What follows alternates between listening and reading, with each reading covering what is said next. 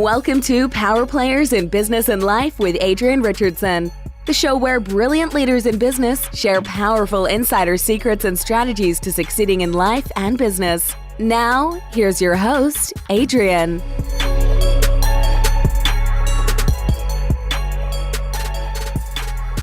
I'm your host, Adrienne Richardson, founder of the Powerplayers in Business and Life podcast, where I get the honor of interviewing fascinating, big-hearted people who have brilliant minds. Let me tell you about today's guest.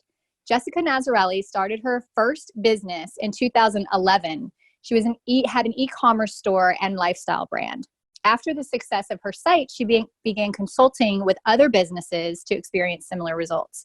She went on to build a thriving 7-figure coaching and consulting business, providing training on business and marketing. It was then that she saw a gap in the market. Many of her clients were struggling with lead gen and sales call generation. And today she runs both Jessica Nazarali Consulting and her marketing agency, Up-Level Agency, which specializes in connecting you with your future clients and customers through strategic outreach campaigns. Jess, welcome so much. It's great to have you today. Thank you. It's a pleasure to be here. I know we've been connected online for a couple of years now, so it's great to finally get to talk to you. And I'm super excited to be in your podcast. Yeah, I know. Thank you so much. And we've kind of been connected online for a while, and I've kind of watched your business evolve over time. But I'd love for you to just start by sharing with our audience, how you got started in all of this. Well, back in, I started my business in 2011. So it was probably around 2010 where I had a bit of a quarter life crisis would be the best way to describe it. I had not long finished university. I was engaged actually to my now husband. We lived in a great apartment. I had friends and family. Like from the outside looking in, I really had nothing at all to complain about.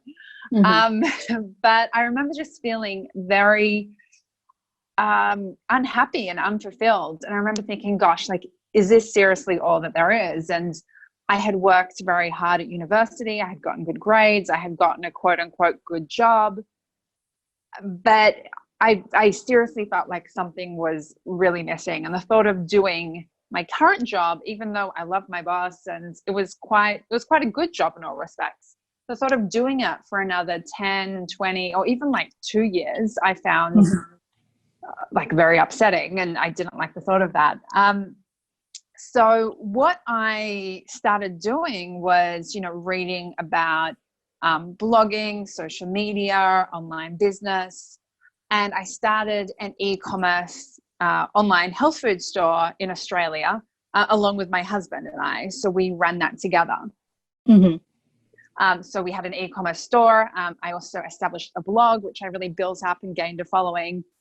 And from doing that for a couple of years, that tie really ended up in the coaching and consulting space. It happened very naturally. People started reaching out to me on Facebook. I remember this random girl reached out to me. I mean, we were kind of connected, but not really. And she was like, hey, I've been following you for a while. Can I pay you to coach me? Because I want to kind of do what you do. And that's really how the whole coaching business took off. And then fast forward to today, after, a number of years of doing coaching and consulting, I started up my marketing agency after really seeing a gap in the market that a lot of coaches were struggling with the lead generation side of things. I'm sure, that's your specialty as well.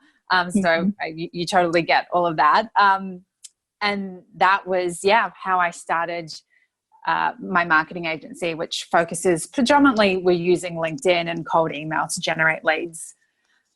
So it's been, a big journey. But it's been cool to just really see how it evolves and not getting attached to having to have things look or be a certain way. I love that what the message that I'm getting along all of this is you kind of, number one, you listened to that voice inside of you that was I want more, there is more, is this all there is? And then you kind of listened to that voice and stepped out in that direction. But along the way, you've been listening as well, because as people reached out and there was a need for other things, you kind of adjusted to that, and more opportunities kind of opened up for you as you were paying attention, to what was going on around you and what people were needing. Exactly. Yes. Yeah. It's, I definitely didn't grow up thinking I would be an entrepreneur. Like nobody, like my parents, even none of my parents' friends did anything like this, but it was really, so it wasn't so much deciding that I was going to do this, but it was like seeing a need and thinking, okay, well, why don't we try this? Oh, that would be cool. And then getting another idea and going from there. Which is, I think some people kind of set out and they're like, okay, I'm going to be this thing. And that was never the case for me. I feel like I've always stumbled, in the direction, because I've stumbled really isn't the right word, but I've gone in the direction once I felt a calling and worked my way up from there. Yeah, I think it's really important. Like you said, you're just kind of noticing what the need is. I think some people get so tunnel visioned in, well, I just do this, or there's only this one way to do it. And kind of you're listening to the needs of people, around you and adjusting based on the skills and expertise that you have. So I think that that's really smart. Yeah. Thank you. Thank you. So what do you think kind of what is your unique skill that's helped you become successful in this area? Like we've talked about listening to the needs of others and stuff, but what is it that you think is within you? We all have that certain trait or skill or something that helps us be successful. What would you say that is for yourself? I would say perseverance and not giving up. So I remember when I was still working my job and I really wanted to quit my job and like go full time in my business, but I wasn't making enough money to support myself for it to really make sense. And there was just no way that it wasn't going to work though. So it was, this is happening no matter what. And so I'd go to work every day and I would just say to myself, like, this is only temporary. This is only temporary. I'd go home at night and I'd work on my business. And even when, things weren't happening as quick as I liked them to happen, I really just kept the faith and kept on going. And, if you don't give up, at some stage, you will figure it out. I think a lot of people, oh gosh, especially like in the past couple of years in the online space, it's like people expect to make $1 million in like 1 minute. And they get disheartened if they, I don't know, after 3 months or 6 months, it's like, oh, well, I only have 2 clients still, or I haven't been able to do X, Y, and Z. And it's like, I don't know. I don't know why people get that idea that things, don't take a lot of time, but most great things do take time. And even if somebody seems like they're an overnight success, like somebody said to me recently, they're like, oh my gosh, like, you've landed all these big clients with your agency so quickly, like everything's taken off so fast. And it's like, oh yeah, it's only taken like 10 years of me, like almost 10 years, like doing like different entrepreneurial endeavors. And that's not even including like in high school. I used to go to secondhand shops and like buy things and then sell them on eBay, like kind of what Gary Vee talks about doing now. Like I did that like I'd buy like designer jeans secondhand and then I'd sell them and make like, I don't know, $50. So I've kind of always been doing, I don't know, things in like the entrepreneurial space. And so for other people, they may think, oh, well, like that happened really easy for you. And it's, I mean, it hasn't been that case at all. It's taken a lot of, time. But yeah, I'm grateful that, for all the learnings, even when, at the time things may not have felt the best, but I can see now in retrospect, everything tends to work out as it's meant to. Even, in those moments where you may feel like things aren't working out for you, it's usually a blessing, when you don't land that client or something doesn't go as planned, because something else even better is waiting for you around the corner. Yeah.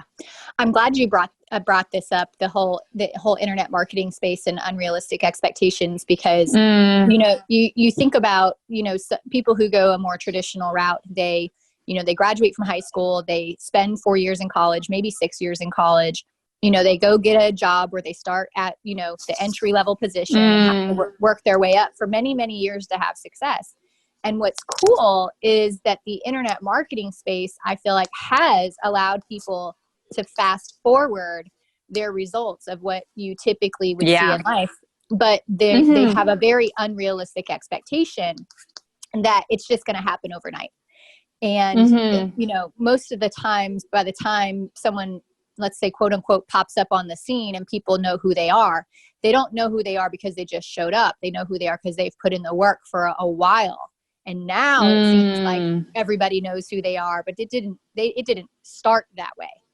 And so I think it's important for people who are growing a business online to know that while, yes, it may be easier in this day and age than ever to create a business and have success and faster, it doesn't happen overnight. It takes a lot of hard work, like you said. It takes perseverance. You got to put in the time. You can't quit. You can't give up when things are hard, and you got to just keep going and figure it out. Exactly. Yeah. And the thing is, like, say you go to college or university, like that's a minimum of 3 years. Like most people are there for, say, what, like 5, 6 years? Yes. Like if you put 5, even 3 years into a business, and that's even like you could be working a full-time job or a part-time job and like working on it on the side. Like even if you're working on the side for your business for 3 years, if you're doing it consistently and, you don't have a month where you don't really do anything or you don't really show up, if you do it consistently for 3 years, even part-time, I guarantee by the end of the 3 years, you probably will be able to go full-time, or if not, you will have still seen like massive progress. So, yeah. And 3 years isn't like, that's not even a year. Like it's not a big chunk of time out of your whole life.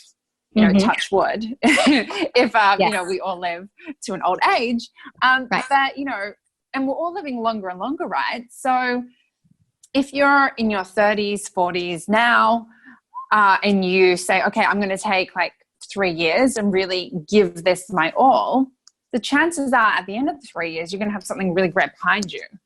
But, you need to start. I think that's a big part as well. People can really procrastinate to get started, and they can think about it and they can say, well, the timing's not right. I don't have a supportive partner, or I don't have the funds available. And there can be all these different reasons and excuses you can give. But there's never a great time. You really need to just decide that, okay, now's the time and I'm going to start now. So then in a year, 2 years, 3 years, 5 years, 10 years, I can look back and say, wow, like I'm so proud of myself and I'm so glad that I made that step then. Yeah. No, I think that's really important for people to realize, is that there isn't a great time to start a business. I started my first business. I used to have a parenting magazine. I started my first business because I got laid off from my job when I was pregnant. Like that's not really a great time to start a business. I started my second business after my family went through, a serious financial hardship. I started my second business then. So neither time was a good time to start a business. But like you said, just getting started is the key. Like it might take a little while to grow, but it'll be even longer the longer you put it off. So the key is to just get started, start taking action, and start moving forward. Yeah, 100%. Couldn't agree with you more there.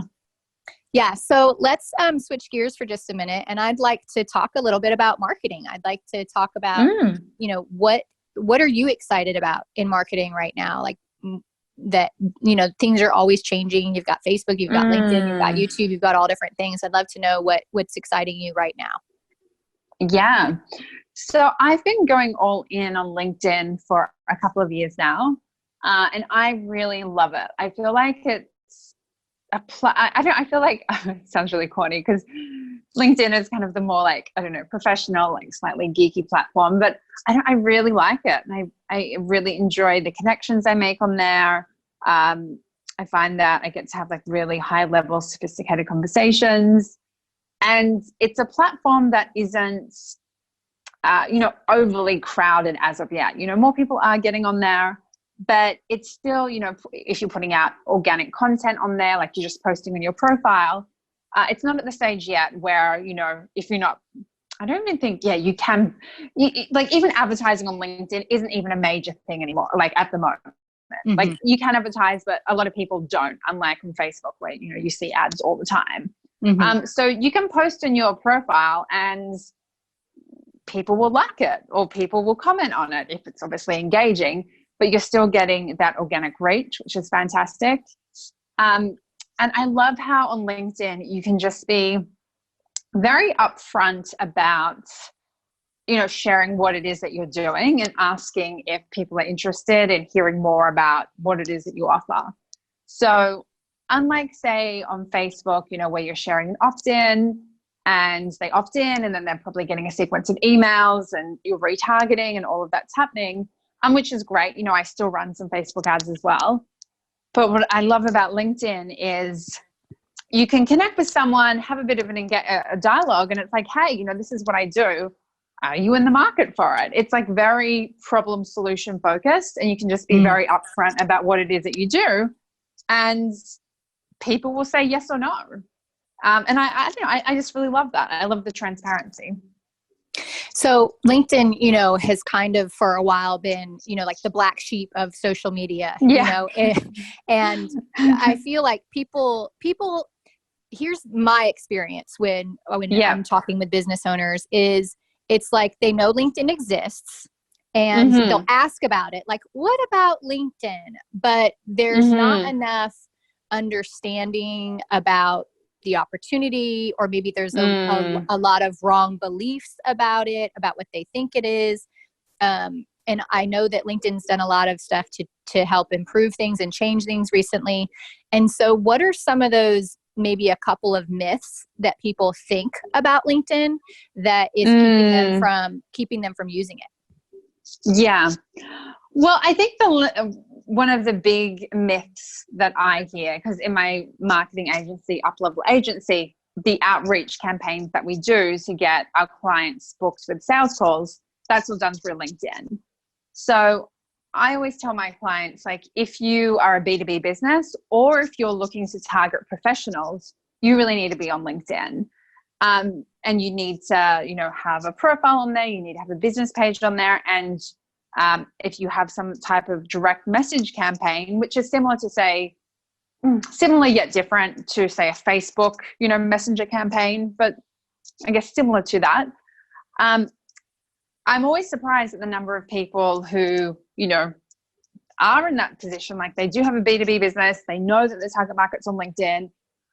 But usually they're saying things along the lines of, oh, well, I've, tried LinkedIn before, or I've posted on there a few times before and I didn't really get anything out of it. And so then they have this belief that, okay, well, the platform's not really for them.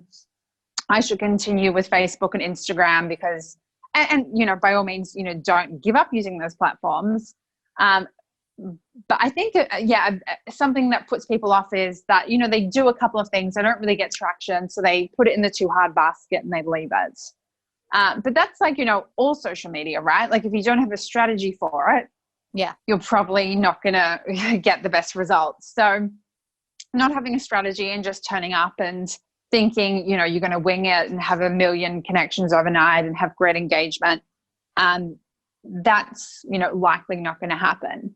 But on the flip side of that, if you have, a plan, if you, write your profile, really speaking to your ideal client, if you have a strategy for, going on LinkedIn once a week and either yourself or an assistant, or, you can hire someone to basically, connect to people on your behalf and then send follow-up messages to your connections. That is how you will build and grow, and, you'll see your profile views increase. I get, a ton of traffic. I have, a lead magnet, and then just back to my website in general, I get a ton of traffic from LinkedIn. And that's, I'm not even running any ads on LinkedIn. It's just from, all, outreach essentially. So I guess it's like anything really, you just need a plan and a strategy and to do it daily, like to be doing it consistently or getting somebody else to be doing it daily for you. So it sounds like some things that people are doing wrong is number one, they haven't really optimized their profile so it speaks to their ideal client. they haven't created any kind of strategy or plan. They're just kind of winging it. And they're not connecting with people maybe in the right way. Would you say those are kind of three things to recap what you just said?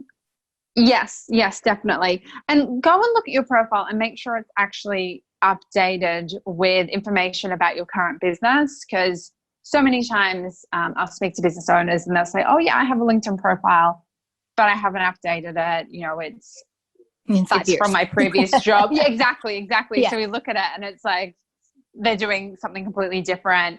So yeah, definitely updating the LinkedIn profile, being consistent with the connection messages, having a clear call to action when you're sending out messages on LinkedIn. So, you could direct them to a group, you can invite them to have a call with you, you can invite them into an opt-in.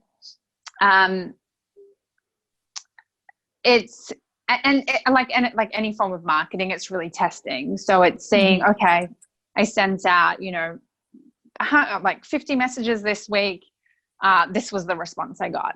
Okay, well, that call to action didn't work as well as the one we did last week, so let's do more of that one. Just I guess those basic marketing principles. But yeah, number one, definitely making sure you have a great profile, and then with the messages, clear call to action and consistently sending them out. So you can't just, do it once and expect to get traction from it. Doing it on a consistent basis. And in the beginning, if you can only do it once a week, that's fine, but it's, you're doing it every Monday. So you're starting to build up a funnel of people that you can, follow up with on LinkedIn. Right. So I know that LinkedIn ads have come a long way. I used to dabble in them a little bit, testing stuff here and there, but LinkedIn was always very far behind all the other platforms in terms of paid advertising. And so I'm wondering, are you doing any paid advertising on LinkedIn? Or are you doing mainly the organic outreach campaigns you're talking about? Or what's been your experience with LinkedIn ads? Yeah, so we do LinkedIn ads for a couple of larger clients. So it's, retargeting ads mainly that we're doing. It's not something... Yeah, it's not something we do unless, it's an established client. They have the budget. B, it's something they really push to do. I find that, quite honestly, we get better results from the outreach campaigns. So if somebody's looking to scale the numbers and the metrics that they have, we get them to get another LinkedIn profile. So say they want to increase the number of calls that they're getting, instead of just doing outreach on one account, we say, okay, well, can we get another 5 accounts from the sales departments?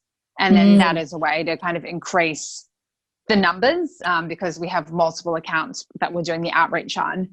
And then, maybe, running a couple of running some ads, but it is much more expensive than Facebook ads. And I know Facebook ads are even getting more expensive, but LinkedIn, it's, and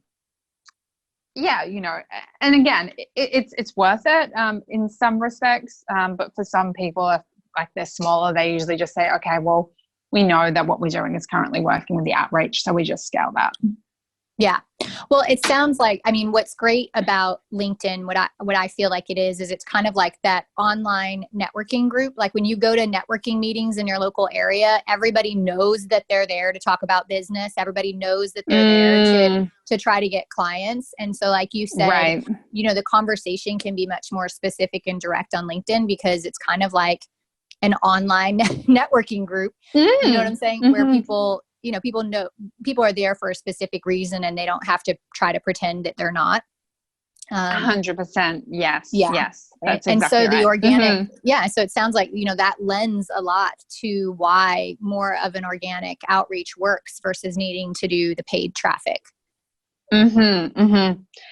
I hadn't thought about it that way, but yes, that makes complete sense. That's cool. So, Powerplayers set their goals high. They put their full focus and energy on achieving those goals. And so I'd love to know what you're working on right now that's got you excited.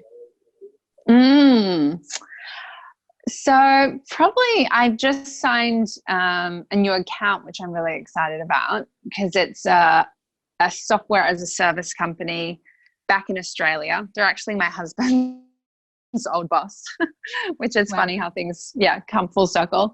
And so and I used to actually work in IT sales when I was working in my corporate job. So it's been cool to, like, I don't know, winning that account for whatever reason made me go, wow, like I used to really be in that industry, and now I'm using the skills I learned from that industry in a different way. I do really like, I enjoy working with individuals, but part of me does really love working with larger teams as well. And, there is like more structure and kind of more hoops to jump through, but it's also like once you're kind of in the door, it's very lucrative. So I'm enjoying kind of stepping into the corporate world a little bit, but then not, I don't obviously need to go to an office every day. I'm still living in Bali. But it's I don't know, it's nice. I'm enjoying a different challenge. I'm finding it's a higher level conversation. I'm learning new things that I didn't, realize about, technology and how, all these offers work. So I'm enjoying that because it's a new challenge.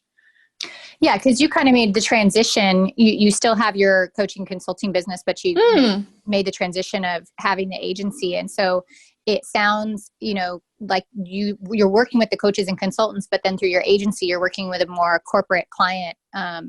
You tell me more about that kind of transition that you're doing. Are you balancing both? Are you kind of making a transition to one or the other? Like, share more about that. Yeah, sure. So I started the agency because I was seeing a lot of my coaching consulting clients were needing leads essentially. And so in the beginning, a lot of my clients were coaches and consultants, and I still have a lot of, individual coaches and consultants as clients. I now have some larger, I guess, consultancy clients. They may have, 20 consultants that work for them. So still like a small business, but, not a solopreneur. So it kind of grew in that direction. And now I've landed, like I said, that larger client in Australia. So it has been quite organic, like most things I seem to do in business. But I did make a conscious decision, or I just really set the intention that I wanted to start working with some clients outside of coaching and consulting, just to, I guess, de-risk in a sense. Like, I don't think yes, I totally believe in, you have your niche, being specific in your marketing. I think that is great. You do want to speak to that one person. But I thought, okay, well, I already have my client base here of coaches and consultants. Why don't I expand out into different industries, just to see, A, if, I enjoy working in those industries, and B, just to, God forbid something happens in, say, the coaching or consulting industry, and it turned into, I don't know, not being as profitable anymore, or whatever the case may be. I just thought, I didn't feel safe knowing that, okay, well, all my clients really came from that one industry. I thought it just made sense to expand a little bit. And so that is something I've been working on this year. But I still have, like I said before, a lot of individual coaches and consultants. And so in that respect, we do the lead generation for them. And then typically one of my coaches will coach them as well. And then I also have a handful of one-on-one clients who, we're doing the lead generation for. And then I'm also, consulting and coaching with them. And to be honest, I love the mix of both. I don't think I'll ever stop doing coaching because I do really enjoy it. I just like the idea of having both. And I mean, what's cool about the agency, long term, maybe it's something I could sell if I wanted to. It doesn't need my involvement, which I it doesn't like my hands-on involvement every day.